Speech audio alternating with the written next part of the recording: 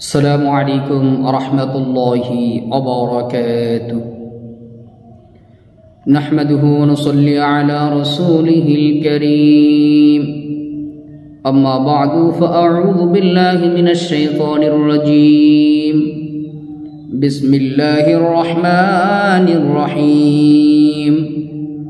والنازعات غرقا والناشطات نشطا والسابحات سبحا فالسابقات سبقا فالمدبرات أمرا صدق الله المولانا العظيم.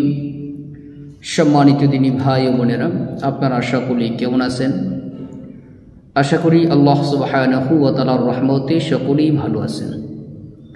আমিও আল্লাহ সুবহানাহু ওয়া তাআলার রহমতে খুবই ভালো আছি, আলহামদুলিল্লাহ।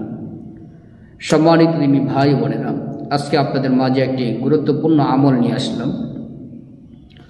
আমলটি হইতেছে, শরীরে অনেকের জ্বালাপোড়া করে, অস্থির লাগে। বহু ডাক্তার দেখিও আপনি আপনার সমস্যাটি সমাধান করতে পারেন নাই।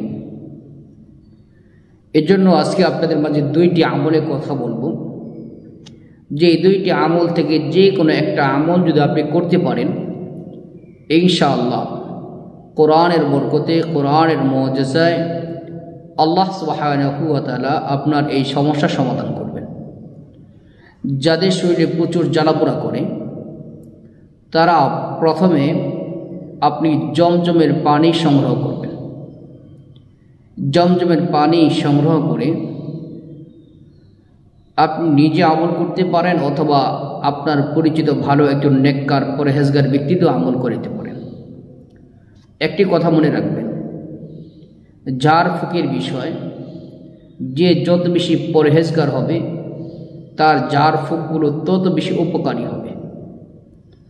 কোনো ব্যক্তি যদি পানি পড়া দেয়, একই আমল একই আয়াত, যে যত বেশি নেককার হবে তার পানি পড়াটা তত বেশি উপকার হবে।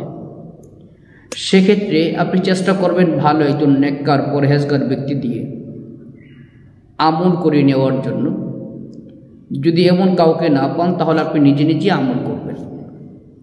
তো প্রথমে জমজমের পানি সংগ্রহ করবেন, এরপর ওযু করে কয়েকবার ইস্তিগফার, কয়েকবার দুরূদ ইব্রাহিম পাঠ করবেন। এরপর কোরআনে কারিমের মধ্যে একটি সূরা আছে, সূরাতুত তাকাসুর, আলহাকুমুত তাকাসুর। এই সূরাটি আপনি 41 বার পাঠ করবেন। সূরাতুত তাকাসুর 41 বার পাঠ করবেন। ওই জমজমের পানির মধ্যে ফু দিবেন। সূরাতুল ফাতিহা আলহামদু সূরাটি 41 বার পাঠ করবেন, পানির মধ্যে ফু দিবেন, জমজমের পানিতে ফু দিবেন।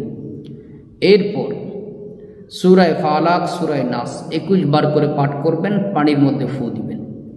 ইনশাআল্লাহ এই পানিটা আপনি নিয়মিত কয়েকদিন পান করুন, দেখবেন শরীরে যত প্রকারের জ্বালাপোড়া আছে, অশান্তি আছে, আল্লাহ দূর করে দিবেন ইনশাআল্লাহ। এইটা হলো 1 নম্বর আমল। 2 নম্বর আমল, যদি 1 নম্বর আমলটি কেউ করতে না পারেন, অনেকে জমজমের পানিটা সংগ্রহ করতে পারবেন না, সৌদি আরব কেউ থাকে না আপনার, অথবা কারোর মাধ্যমে আনানো সম্ভব না, তাহলে সেক্ষেত্রে আপনি 2 নম্বর আমলটি করবেন। 2 নম্বর আমলটি কি? 2 নম্বর আমল হইতেছে, আপনি এশারের নামাজের পরে অথবা ফজরের সময়, ফজরের নামাজের আগে একটু তাড়াতাড়ি ঘুম থেকে উঠবেন, আজানের আগে ঘুম থেকে উঠে ওযু করবেন। ওযু করে একটা পাত্রের মধ্যে পানি নেবেন, এশারের পরে অথবা ফজরের সময় এই আমলটা করবেন। একটা পাত্রের মধ্যে পানি নিয়ে কয়েকবার ইস্তিগফার ও কয়েকবার দুরূদ ইব্রাহিম পাঠ করবেন। এরপর কোরআনে কারিমের মধ্যে 30 নম্বর পারার 2 নম্বর সূরা, সূরাতুন নাজিআহ, ওয়ান নাজিআতি গরকা ওয়ান নাশিতাতি নাশতা, এই সূরাটি 1 আয়াত থেকে 5 নম্বর আয়াত পর্যন্ত, প্রথম আয়াত থেকে শুরু করে 5 নম্বর আয়াত পর্যন্ত 100 বার পাঠ করবেন। প্রত্যেকবার শুরুতে বিসমিল্লাহ পাঠ করবেন। এরপর ওই পানিতে ফু দিবেন। সূরাতুল ফাতিহা 41 বার পাঠ করবেন, ওই পানিতে ফু দিবেন। সূরা ইয়াসিন 1 বার পাঠ করবেন, ওই পানির মধ্যে ফু দিবেন। এরপর ওই পানিটা আপনি নিয়মিত কয়েকদিন পান করুন, দেখবেন এটার মাধ্যমে আল্লাহ তাআলা আপনার শরীরে জ্বালা পোড়া আল্লাহ দূর করে দিবেন ইনশাআল্লাহ। আল্লাহ সুবহানাহু ওয়া তাআলা আমাদেরকে যে কোনো সমস্যার সম্মুখীন হলে কোরআনে আমল করার তৌফিক দান করুন, আমিন।